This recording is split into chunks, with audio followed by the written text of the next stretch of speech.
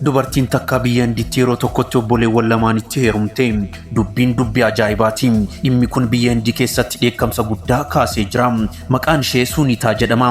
Obboleewwan lameen isheen itti heerumte ammoo Kaapilii fi Piriidaappii jedhamu. Bakki taateen kun itti gaggeeffame biyya Hindiitti ollaa xiqqoo Himaaliyaa bakka jedhamtu keessattidha. Suuraawwan kunniin sagantaa cidha isaanii irratti kan kaafamedha.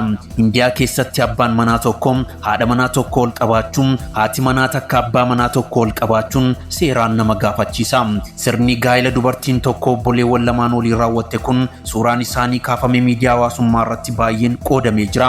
Taateen kun maatiin akka arrabsamanii fi kabajni isaanii akka gadi bu'u taasisuun alatti akka biyyaatti mata duree falmii ta'ee jira. Gaazexeessaan hawaasa kana keessaa bahee Sheerjuun Gichaawaan akka jedhutti duudhaa ganamaa keenyatti obboleessi tokko horii eeguuf fagaatee wayita deemu obboleessi inni kun manatti hafee misirrootti faana tura. Kan fagaatee deemu sun wayita manatti deebi'u inni immoo dabaree isaatitti misirrootti waliin jiraachuu eegala jechuun aadaa isaanii himee jira. Ijoolleen dhalattuu abbaa kamiin waamamtu kan jedhuufis abbaa warroonni lamaan waliin mari'atanii murteessan jechuun dubbata. Dubbiin dubbii ajaa'ibaati. Isin maal jettu? Koomentii keessan barreessaa. Kun mana gurbaa qaxaleeti.